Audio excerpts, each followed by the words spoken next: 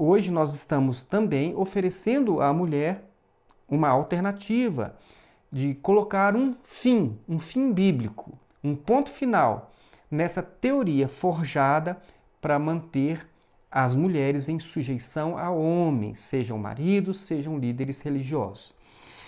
E isso não é nenhuma revolução feminista, como alguns fazem questão de tentar, rotular quem defende o que nós estamos defendendo.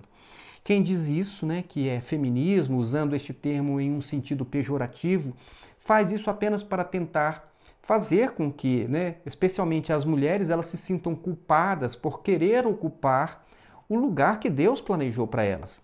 Como se fosse pecado desejar igualdade espiritual entre homens e mulheres.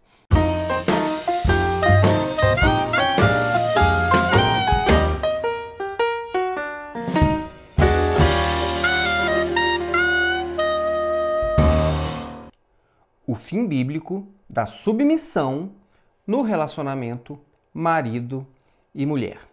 Esse é o nosso assunto de hoje. Se você não assistiu o vídeo que gravamos com o título A Mulher Ideal, é importante que você veja esse vídeo antes deste, porque nós usamos neste vídeo alguns pressupostos que estão naquele outro. E é então importante você saber quais são as nossas premissas, as premissas que nós estamos usando neste vídeo. E a nossa tarefa de hoje é começar a ver o que Paulo escreveu sobre as mulheres. Começando pelo texto de Efésios, a primeira coisa que nós temos de observar é que nessa carta de Paulo aos Efésios, a partir do verso 21 do capítulo 5 até o verso 9 do capítulo 6, o assunto é a mutualidade, que significa a sujeição, a submissão de uns aos outros. E a ideia de mutualidade ela foi desenvolvida também em dezenas de outras passagens das cartas de Paulo, o que nos mostra a importância desse entendimento para a prática da igreja. A Roseli ela escreveu um artigo muito interessante sobre essa questão, mostrando, inclusive, todos os textos ali do Novo Testamento que falam sobre a mutualidade. O nome deste artigo é O Domínio do Sistema Religioso e ele está postado em nosso site www.celeiros.net na aba Artigos. Vale muito a pena você conferir. Outra observação que temos de fazer é que o texto original grego, que nós estamos tratando agora a partir do verso 21, ele não está na sua Bíblia do modo como ele foi escrito no original. Vejam só como é o texto original. Sujeitando-vos uns aos outros em temor de Cristo, as esposas aos próprios maridos, como ao Senhor. Observem que, logo de início, a sujeição entre marido e mulher, no texto original, ele tem uma ligação com a ideia da mutualidade, uns aos outros. De modo que daí você já consegue perceber que Paulo não vai falar sobre um governando o outro, mas de uma relação de mutualidade, onde um deve se sujeitar ao outro, como os dois se sujeitam a Deus em temor a Cristo. Mas enfim, para falar ali de sujeição, nesse contexto da mutualidade, Paulo usa as principais relações humanas presentes na igreja, que era a relação entre marido e mulher, a relação entre pais e filhos e a relação entre senhores e escravos. E vale a pena destacar que nesses três tipos de relacionamento, em que Paulo vai interferir agora com os seus conselhos, havia uma relação de propriedade, que envolvia, que permeava essas relações, até por ocasião dos valores culturais e das leis vigentes naquela época. As mulheres elas eram propriedade do marido, os filhos solteiros até certa idade eram propriedade do pai e os escravos eram propriedade dos seus senhores. Mas Paulo vai começar a quebrar esta relação patrimonial, pelo menos no contexto da igreja, para lançar a visão de Deus, a visão de Deus onde todos são pessoas e não coisas de propriedade de alguém. Então, nessa relação não tem uma pessoa e uma coisa. Todos têm o mesmo valor e são iguais aos olhos de Deus. E independentemente da situação de cada um nesse contexto, todos estão interligados por relações de mutualidade. Ou seja, se do lado de fora da igreja a relação de algumas pessoas ela tem algum aspecto patrimonial envolvendo, né? Mas o fato é que na igreja, a partir então dos ensinamentos ali de Paulo à igreja, a relação ela tinha a mutualidade, que descarta a tirania. Mas o que é importante você entender é que Paulo ele estava ensinando a igreja ao mesmo tempo em que ele estava respeitando a cultura ali daquela região e daquele tempo, né? Na Grécia Antiga. Porque uma vez que a escravidão, por exemplo, era algo normal naquela cidade grega, né, e naquele tempo, Paulo, então, ele se limita a trabalhar nos corações dos crentes. Obviamente, Paulo, que era um judeu e um estrangeiro ali na Grécia, ele sabia que não tinha como romper com a estrutura de sujeição existente naquele tempo e naquela região. Mas ele sabia que era, sim, possível fazer com que a sujeição, né, que era normalmente aceita, ela não implicasse em dominação e em tirania de umas partes sobre as outras. Então, Paulo, ele tem a difícil tarefa de apresentar princípios de Deus aos crentes, para que uma mudança real começasse a acontecer de dentro para fora, do interior dos lares cristãos para a sociedade do seu tempo, e não o contrário.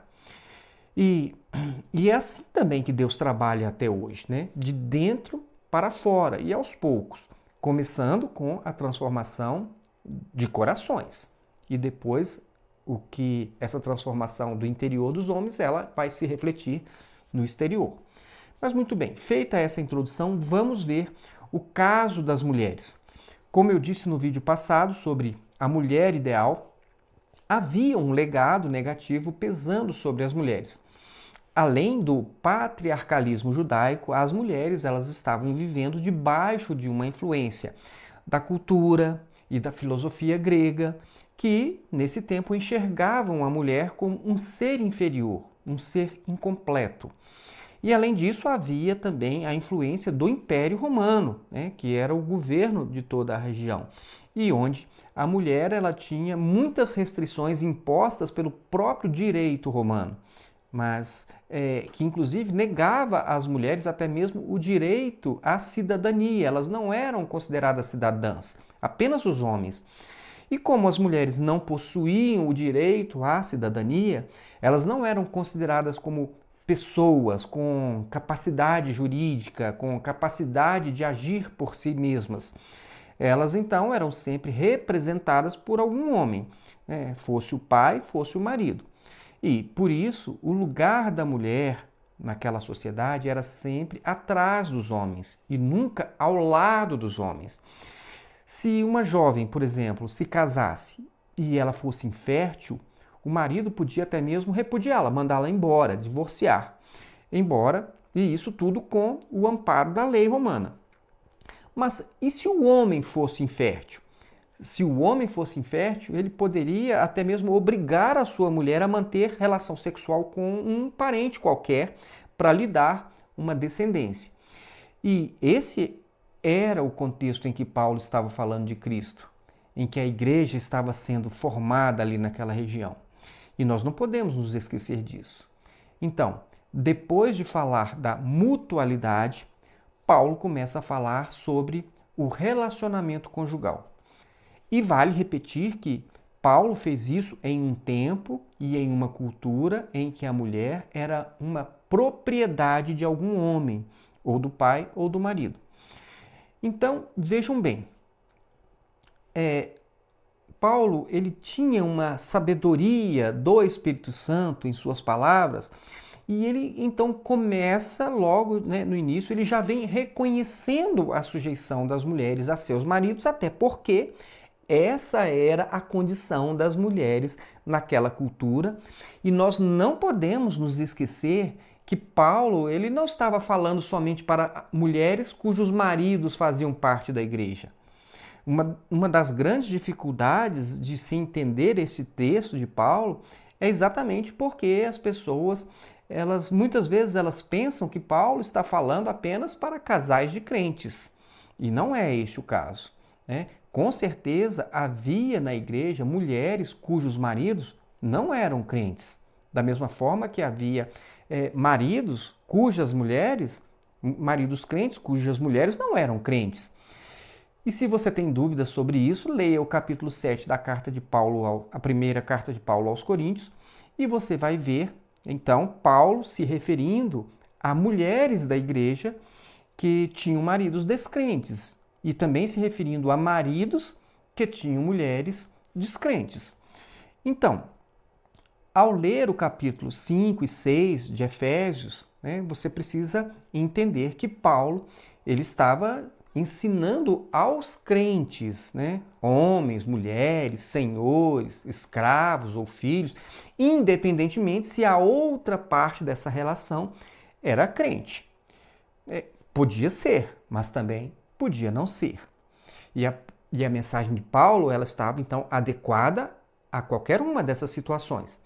E é exatamente por isso que Paulo não poderia dar uma carta de alforria para as mulheres, assim como ele não podia dar uma carta de alforria para os escravos. Ele não tinha esse direito, né? Porque os escravos que tinham senhores não crentes, eles eram propriedade de alguém, da mesma forma que as mulheres que não tinham maridos crentes eram propriedade de seus maridos.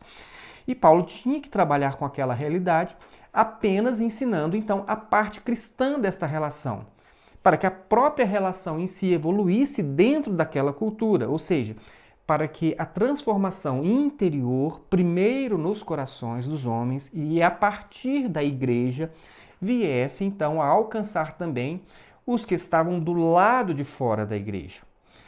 Isso porque, como nós já explicamos, Paulo estava diante de uma sociedade onde o filho era uma propriedade de seu pai, o escravo era uma propriedade do seu senhor e a mulher era uma propriedade do seu marido.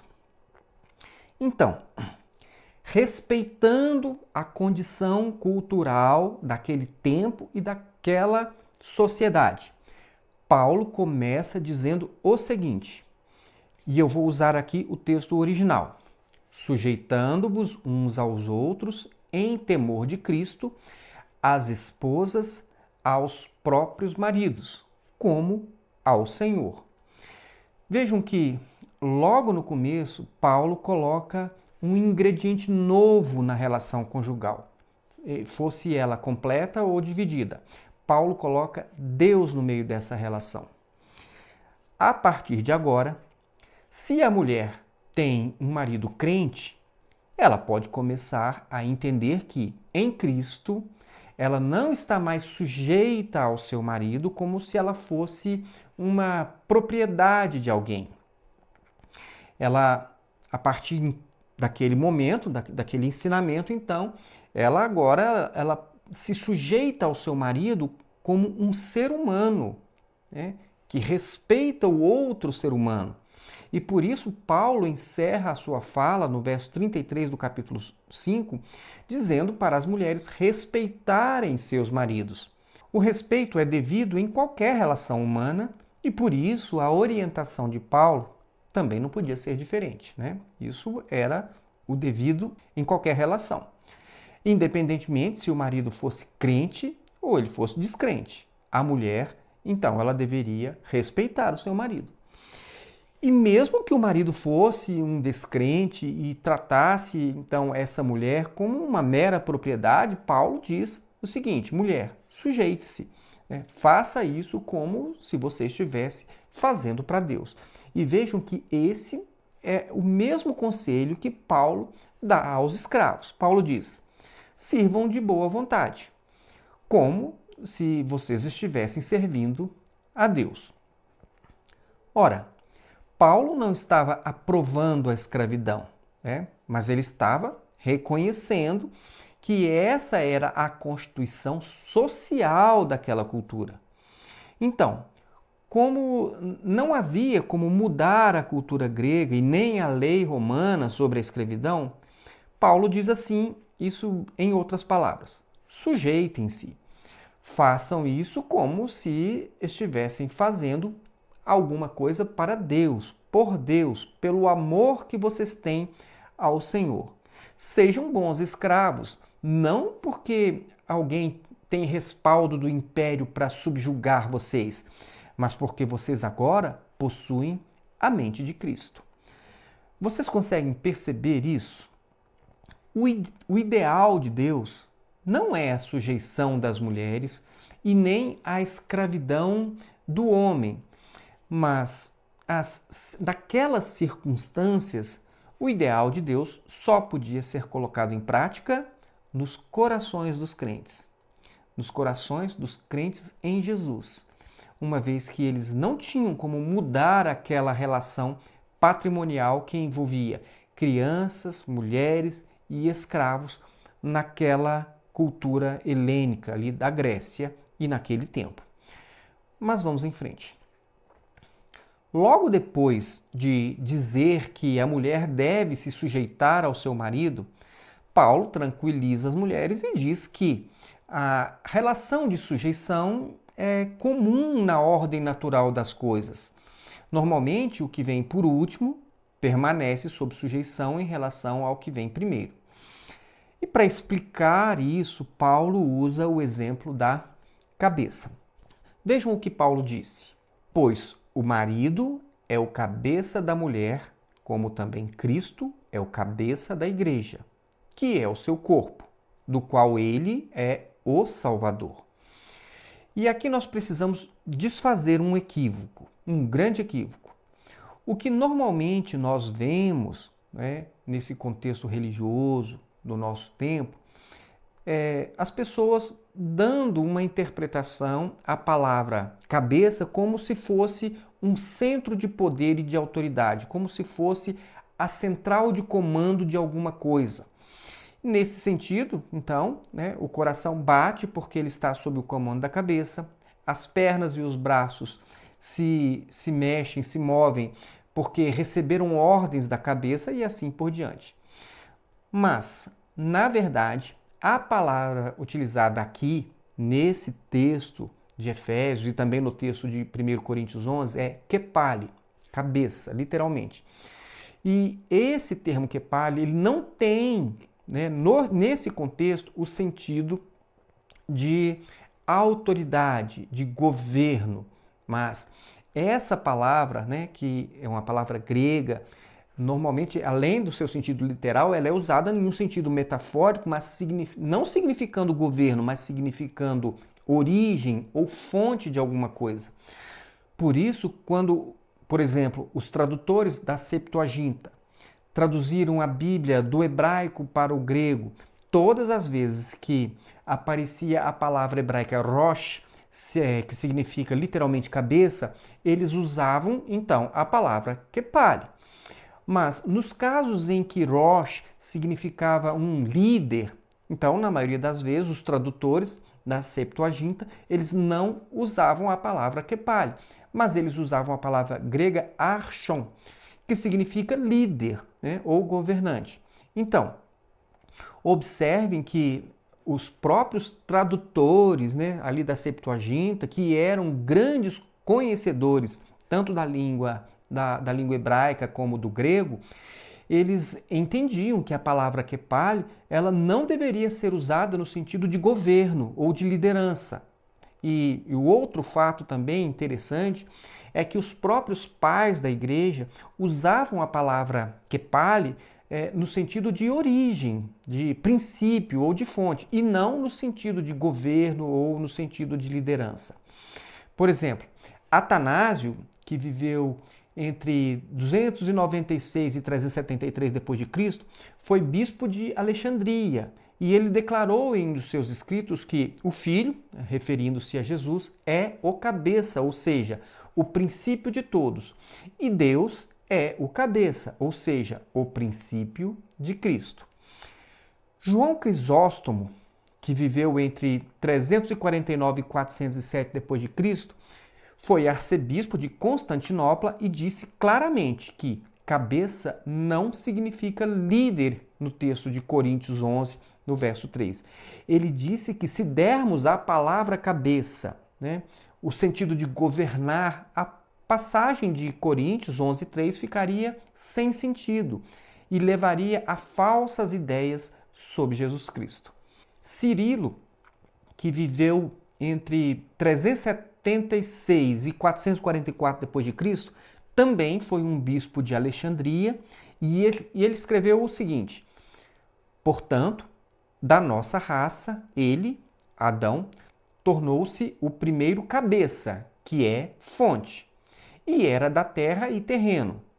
Uma vez que Cristo foi nomeado o segundo Adão, ele foi colocado como cabeça, que é fonte daqueles que, por meio dele, foram formados de novo para ele até a imortalidade através da santificação no Espírito. Portanto, ele próprio, nossa fonte, que é o cabeça, apareceu como ser humano, porque cabeça significa fonte. Ora, observem que esses pais da igreja que eu citei, eles estavam muito mais próximos do que nós da linguagem do grego koiné, utilizada no tempo, ali naquele tempo. Então, eles estavam mais próximos, eles tinham condições de entender melhor os significados comuns daquela época. E, pelo que parece, eles estavam preocupados em desfazer uma confusão que havia surgido, talvez, porque talvez alguém tivesse tentado usar a palavra kepali no sentido de governo.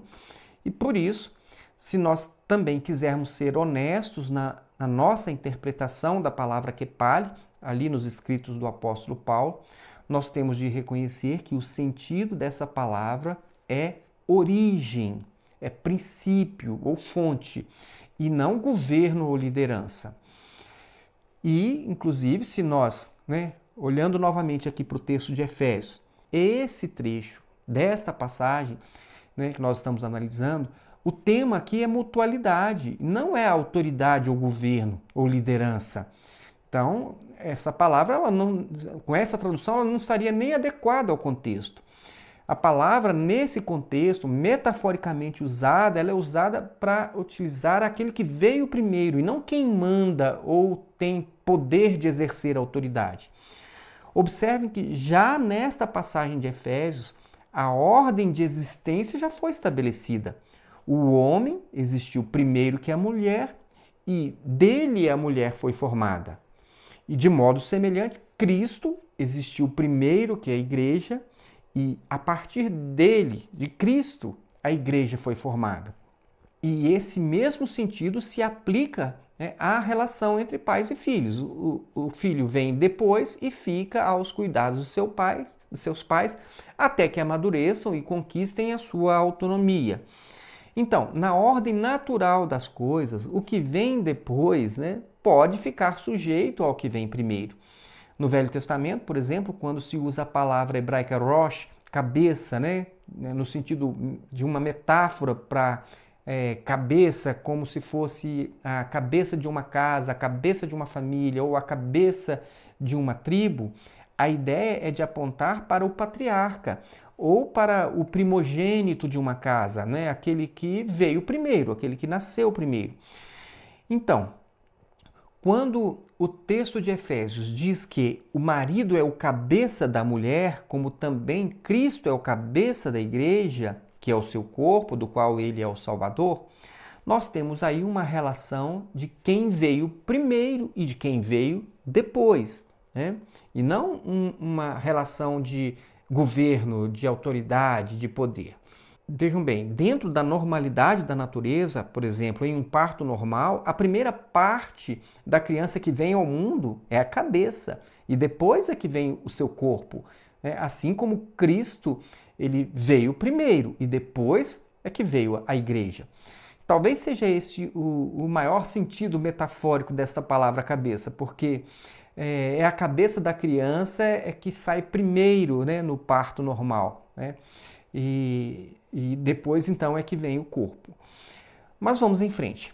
Na sequência, quando Paulo diz que assim como a igreja está sujeita a Cristo, também as mulheres estejam sujeitas em tudo aos seus maridos, nós voltamos a uma questão que já foi tratada sobre um fato inevitável da cultura, né, daquela cultura grega, né, em que as mulheres de Éfeso estavam inseridas. No caso de uma mulher que tinha, por exemplo, um marido descrente, né, se não era possível, naquele tempo e naquela cultura, mudar essa relação patrimonial da mulher ali naquele relacionamento conjugal a que ela estava submetida, as mulheres elas realmente deveriam se submeter aos seus maridos, né? Só que agora elas deveriam fazer isso como se fosse para agradar ao Senhor, como uma pessoa, né, que agrada a Deus. E da mesma forma, os escravos em relação aos seus senhores. E no caso em que os maridos são cristãos, Paulo mostra então uma sujeição mútua, equilibrada, e que é muito interessante para as mulheres, né? Se você ler bem o texto, você vai ver que é uma relação mútua interessante. Porque o marido, então, ele deve tratar a mulher como Cristo trata a sua igreja. E nisso não há lugar para tirania, para dominação, para maus tratos, para imposição, né, de qualquer natureza, para violência, né? E como nós vimos no vídeo passado também, como foi que Jesus tratou a mulher, né? Jesus tratou muito bem as mulheres.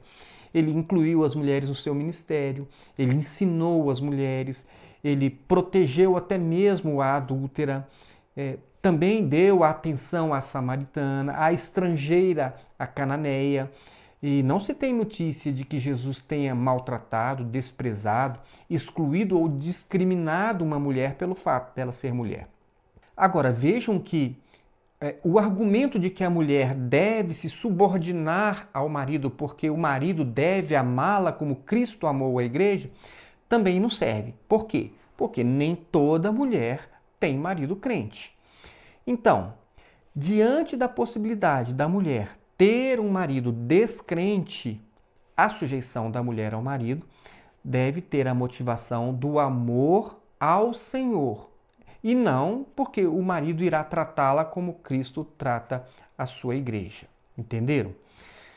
Ora, se o marido é ímpio e vive naquela cultura helênica, né, e romana, certamente ele vai continuar tratando a sua mulher como se fosse a sua propriedade. E esse é o fato. E quanto às mulheres que têm maridos crentes, então que já tinham os maridos crentes, né? Se esse marido entendeu a mensagem de Paulo, a ideia patrimonial no relacionamento conjugal, ela simplesmente cai por terra. E nesse caso, este marido crente, ele vai dar à mulher muito mais do que, né, pelo texto, vai dar à mulher muito mais do que ela vai oferecer a ele em sujeição. Afinal, a sugestão de Paulo é que o marido crente, ele viva e morra por sua mulher, né? E isso é muito mais do que qualquer outro tipo de sujeição naquele relacionamento conjugal.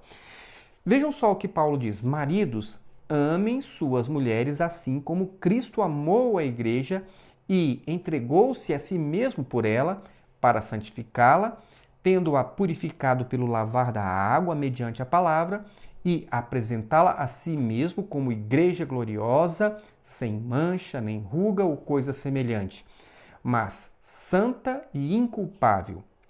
Da mesma forma, os maridos devem amar as suas mulheres como a seus próprios corpos. Quem ama a sua mulher, ama a si mesmo. Além do mais, ninguém jamais odiou o seu próprio corpo, antes o alimenta e dele cuida, como também Cristo faz com a igreja, pois somos membros do seu corpo. Por essa razão, o homem deixará pai e mãe e se unirá à sua mulher, e os dois se tornarão uma só carne. Percebam que nesse modelo de marido cristão, há uma entrega total do marido à mulher, como quem cuida de si mesmo. Então, o que vocês conseguem ver neste modelo onde o marido é cristão?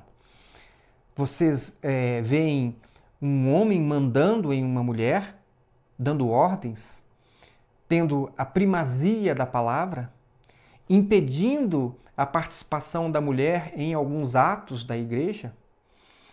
Vocês veem nessa passagem de Efésios um marido desrespeitando a sua mulher ou a colocando em um plano inferior, em um segundo plano? Nesse modelo de Efésios, onde o marido ama a sua mulher como quem ama a si mesmo, vocês conseguem ver um homem como um rei sendo servido por uma mulher? Ou quem sabe você enxerga melhor o contrário, né? Um homem servindo a uma mulher com a sua própria vida, cuidando dela e dando prioridade a ela, porque ele dá uma prioridade, inclusive a prioridade da vida, a vida dela. Releiam a mensagem de Paulo dirigida às mulheres e depois releiam a parte que foi dirigida aos homens e tentem ver quem é então que deve estar servindo mais ao outro.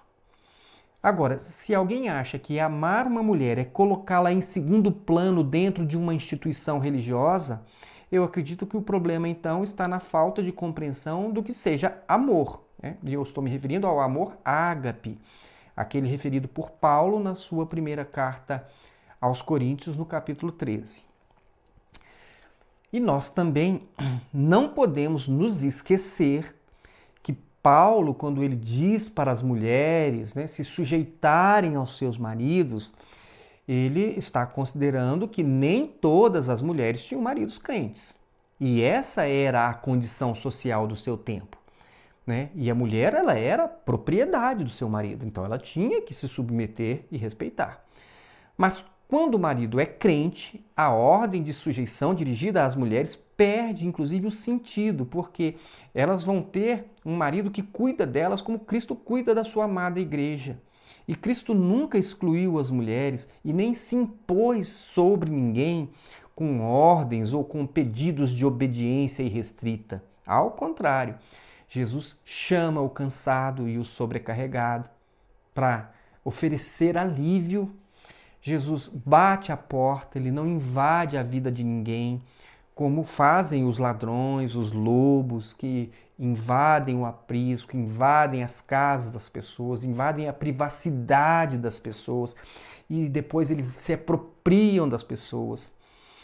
Jesus ele foi atendido em suas necessidades não porque ele tivesse dado ordens e criado uma estrutura bem montada de hierarquia e comando, mas porque as pessoas gostavam de ouvi-lo. Elas gostavam de estar com ele e também gostavam de fazer alguma coisa por ele. As pessoas serviam a Jesus ali durante o seu ministério porque elas eram tratadas com humanidade, com misericórdia, com respeito, também com amor. E no fim, Jesus dá a sua vida por todos. Então, Paulo conclui essa parte, aqui desse ensino sobre o relacionamento conjugal, dizendo o seguinte: portanto, cada um de vocês também ame a sua mulher como a si mesmo, e a mulher trate o marido com todo respeito. Entenderam? Paulo, no final, ele inverte a ordem, né? E ele diz que o marido crente deve amar a sua mulher como a si mesmo e que a mulher que tem a mente de Cristo deve respeitar o seu marido. E isso independentemente dele ser ou dele não ser um cristão. Enfim, o que nós podemos perceber dessa passagem constante aqui, dos capítulos 5 e 6 de Efésios é o seguinte. Primeiro, o assunto tratado nesse trecho da carta de Paulo aos Efésios, o tema é mutualidade e não autoridade. Esse é o contexto.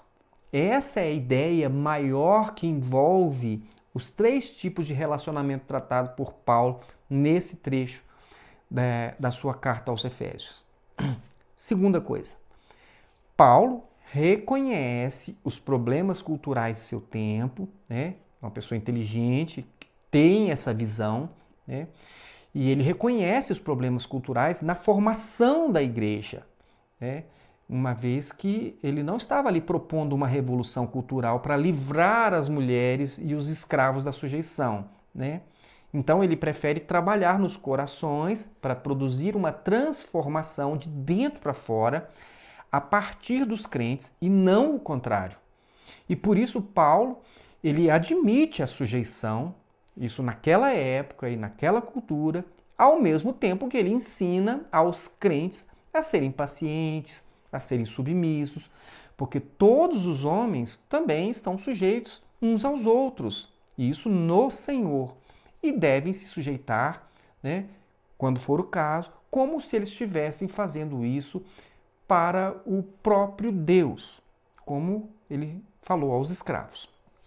Terceiro, segundo nós entendemos, esse trecho da carta de Paulo aos Efésios só pode ser compreendido naquela cultura onde as mulheres eram propriedade de seus maridos, assim como os escravos eram propriedades de seus senhores. E se alguém acredita que a submissão da mulher ao seu marido é a vontade de Deus expressa, né, nesse trecho da carta de Paulo aos Efésios, né, tanto para aquele tempo como para o nosso tempo, tanto para aquela cultura como a nossa cultura, então deve entender que a vontade de Deus é que nós também tenhamos escravidão de pessoas, né, da mesma forma que tinha naquele tempo, nós tenhamos no nosso tempo.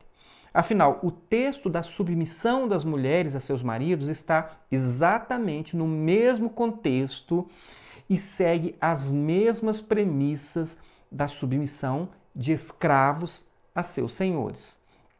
E como eu já disse, Paulo ele usa esse mesmo contexto da sujeição para falar sobre a submissão de mulheres aos seus maridos, falar da submissão dos filhos aos seus pais e também da submissão dos escravos aos seus senhores.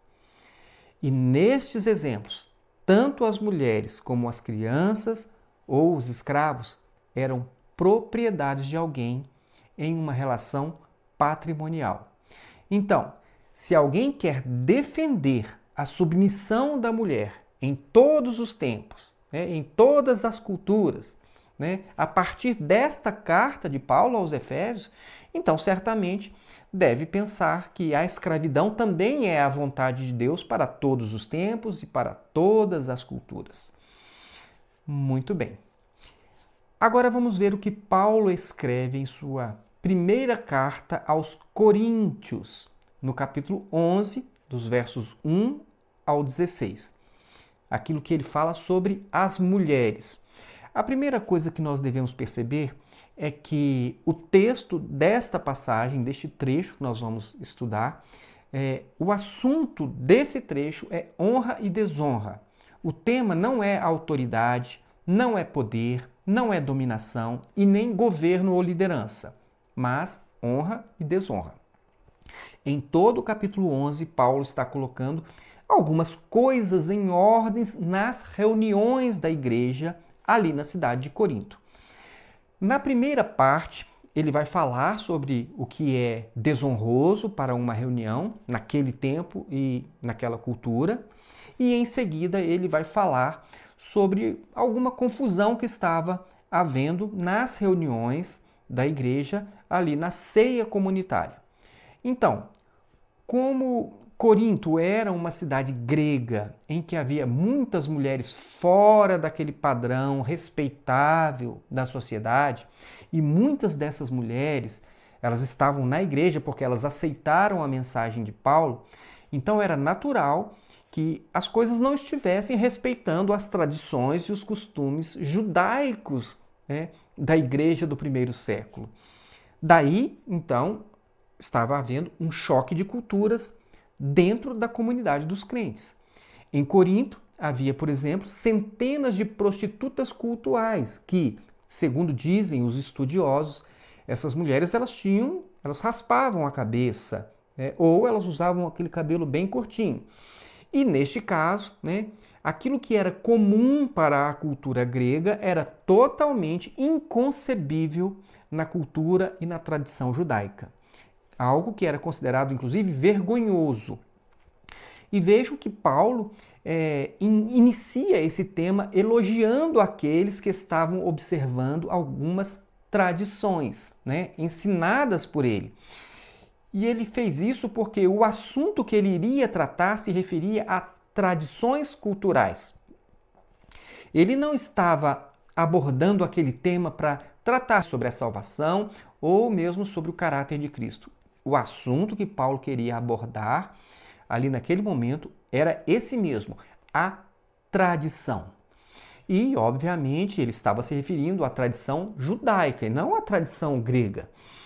E por isso o assunto é mulher, cabeça e véu. Ou melhor, o assunto é mulher, cabeça e véu em uma reunião da igreja. E isso fica claro no verso 5, quando ele diz que a mulher que ora ou profetiza com a cabeça descoberta desonra a sua cabeça.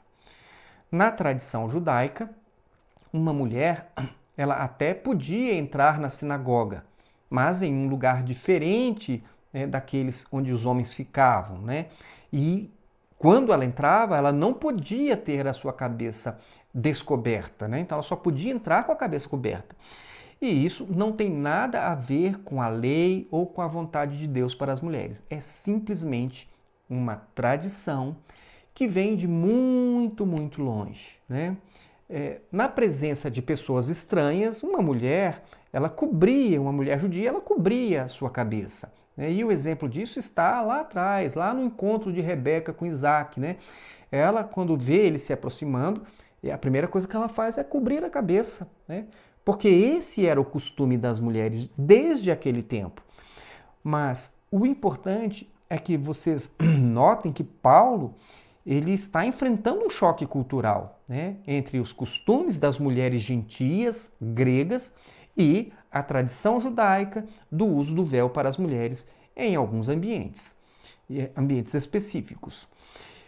E por isso, todo o texto gira em torno do uso do véu pelas mulheres nas reuniões dos crentes.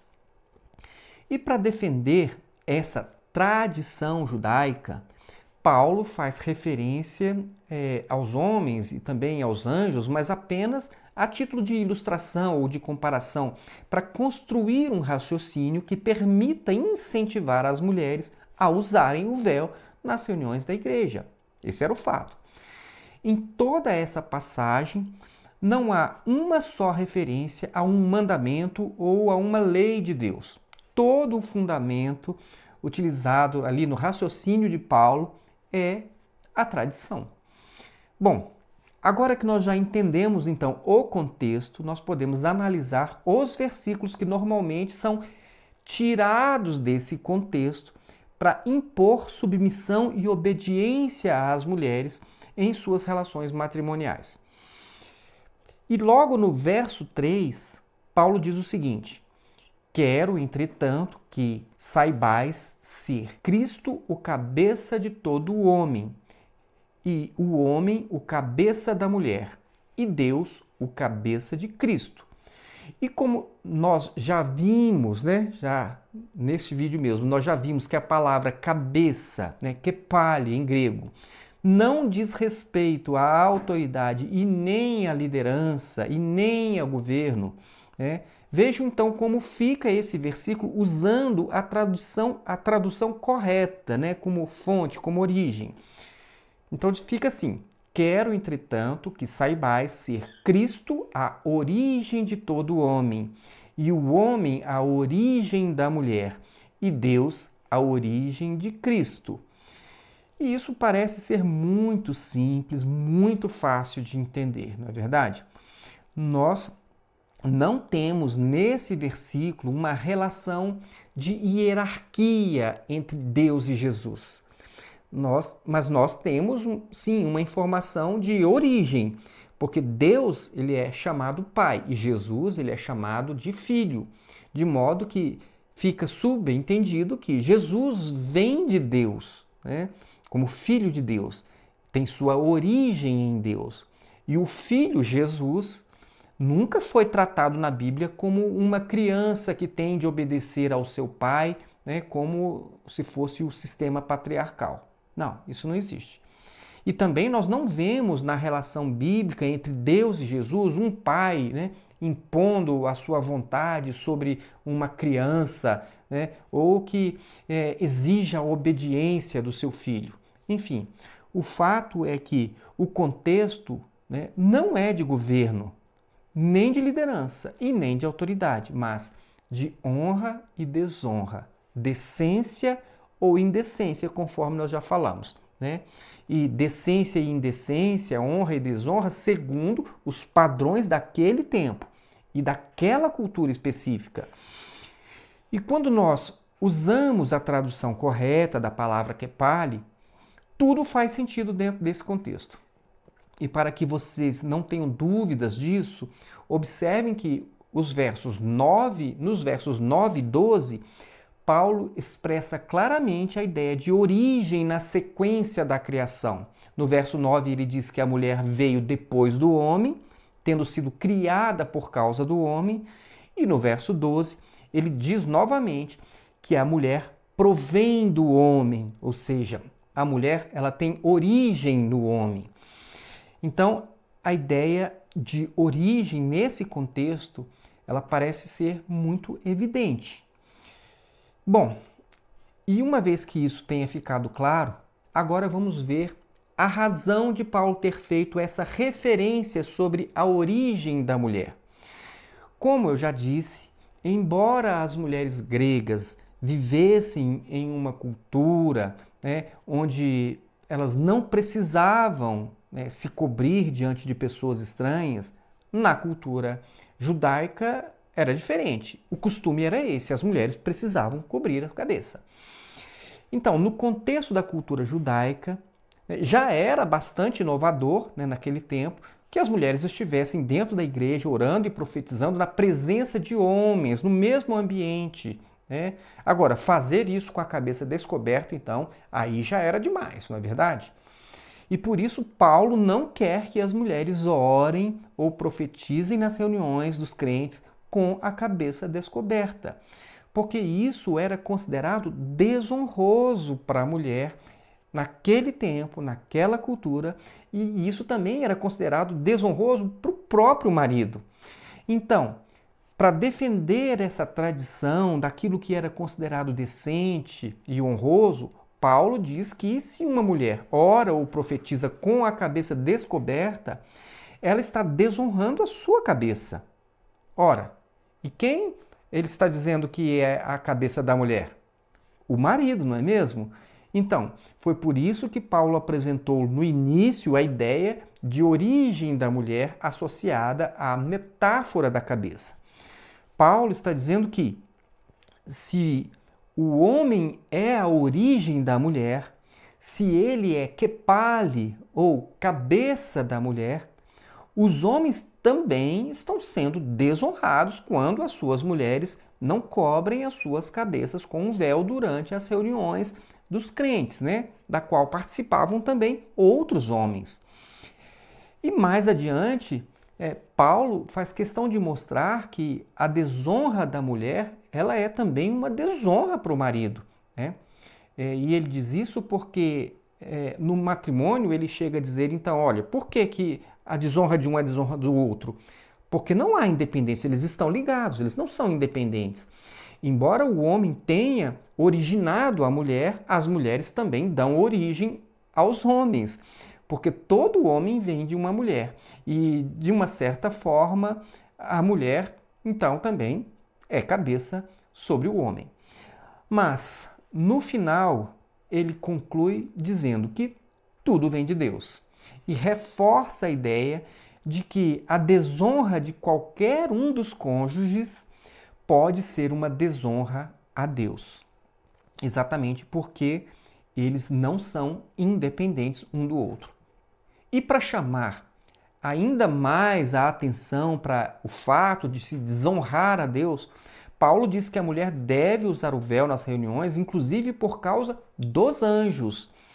Ora, a referência aos anjos é para mostrar que o ambiente de uma reunião cristã deveria ser considerado como um ambiente espiritual.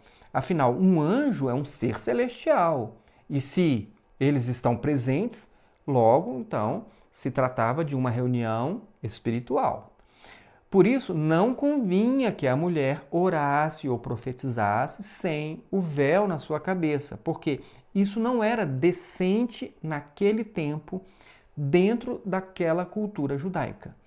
E para que você não tenha dúvidas de que isso era apenas uma questão de adaptação cultural, observe que Paulo diz que todo homem que ora ou profetiza tendo a cabeça coberta desonra a sua própria cabeça.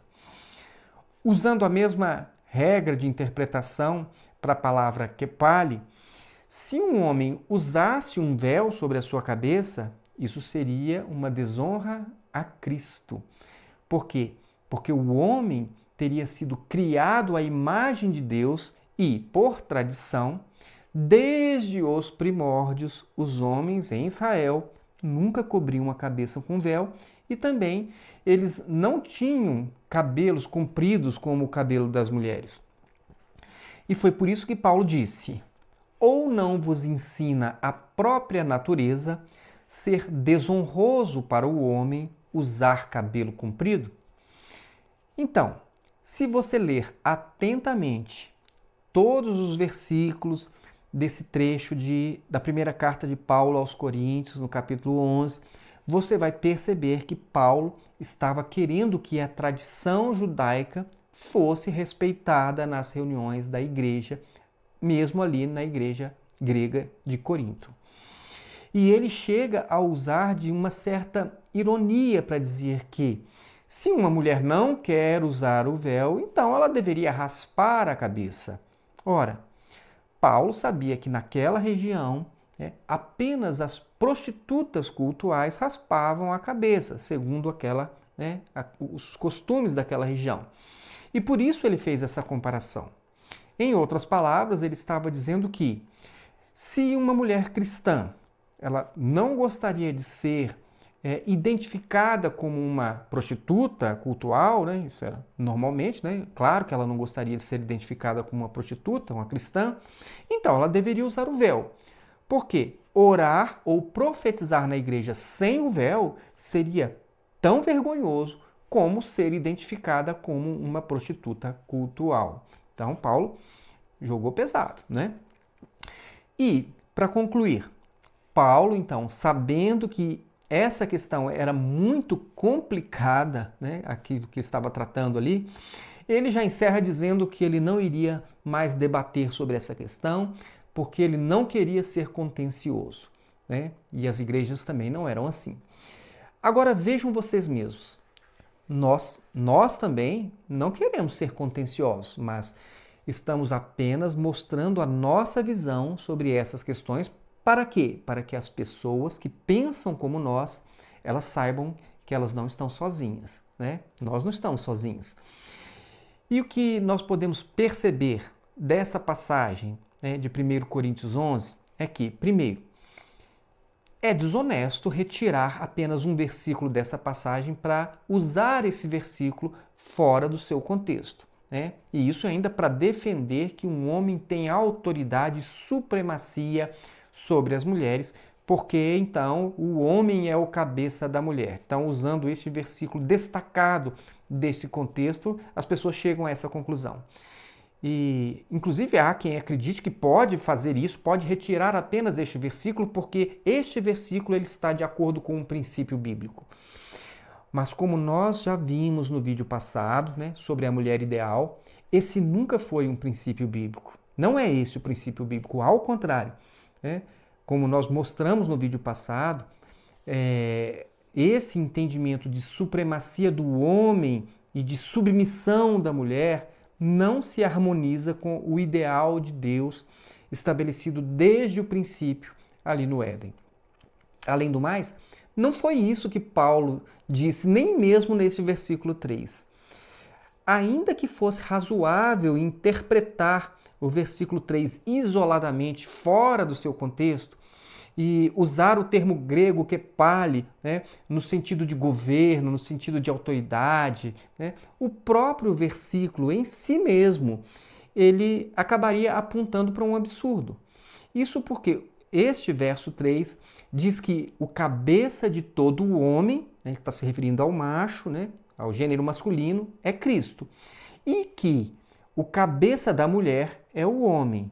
Ora, Cristo não é a autoridade somente sobre homens, sobre o gênero masculino.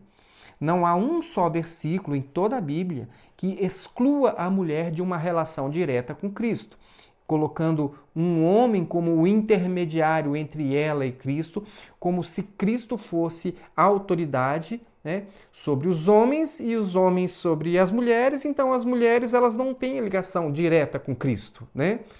Ou seja, nem com muita boa vontade daria para utilizar o verso 3 de 1 Coríntios, capítulo 11, no sentido de autoridade de um homem sobre uma mulher. Essa passagem de 1 Coríntios 11, irmãos, não tem absolutamente nada a ver com liderança masculina e nem com submissão feminina. E a segunda conclusão que nós chegamos é que, de acordo com a nossa visão, e nós também não queremos ser contenciosos, todo esse trecho da primeira carta de Paulo aos Coríntios, embora inspirado por Deus, sem dúvida alguma, esse texto foi útil e importante para os crentes da igreja de Corinto, no século I. E naquela cultura, naquele tempo, em que eles estavam enfrentando um choque entre as culturas dos judeus e dos gregos. Mas esta questão não se aplica nem na nossa cultura e nem no nosso tempo. E a terceira conclusão que nós chegamos deste trecho é que se alguém quiser valorar esse trecho de Coríntios 11 como se fosse uma ordenança de Deus e não como uma questão cultural para aquele tempo e para aquela cultura, deve então, por uma questão de coerência, deve defender que todas as mulheres usem véu em todas as reuniões da igreja para não envergonharem os seus maridos e também para não desonrarem o próprio Deus. Esse é o fato. Muito bem. Se você acompanhou este vídeo até aqui, agora você tem condições de até entender o título que nós demos ao vídeo. O fim bíblico da submissão no relacionamento homem e mulher. A dubiedade foi proposital, porque inicialmente nós falamos, né, sobre a finalidade bíblica da submissão em um tempo e em uma cultura específica, e ao mesmo tempo que hoje nós estamos também oferecendo à mulher uma alternativa de colocar um fim bíblico, um ponto final nessa teoria forjada para manter as mulheres em sujeição a homens, sejam maridos, sejam líderes religiosos. E isso não é nenhuma revolução feminista, como alguns fazem questão de tentar, né, rotular quem defende o que nós estamos defendendo.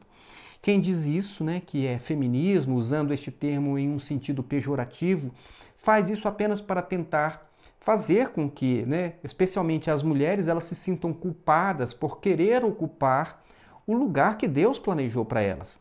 Como se fosse pecado desejar igualdade espiritual entre homens e mulheres, né? Tal qual fez Deus desde o princípio. Sim, entender que espiritualmente, do ponto de vista religioso, você mulher, não deve submissão a homens, isso não é pecado.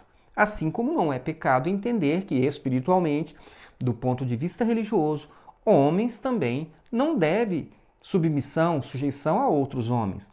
Porque o princípio de Deus e a vontade soberana do Criador, no ideal da criação, é que não haja qualquer tipo de dominação. E nisso não há diferença entre homens e mulheres. Mas nós sabemos que na prática social, na prática profissional e na política, nós vivemos em sujeição a diversas pessoas, né, e a diversas instituições. Sim, isso porque nós vivemos em uma sociedade organizada. Mas vejam bem, nós não estamos tratando aqui de sujeição social, de sujeição profissional e nem de sujeição política. Nós estamos tratando de princípios de Deus para relacionamentos de quem é cristão. Nós estamos tratando do relacionamento espiritual. E como cristãos, os princípios bíblicos a serem abraçados em nossos relacionamentos familiares e religiosos são o princípio da igualdade e o princípio da mutualidade.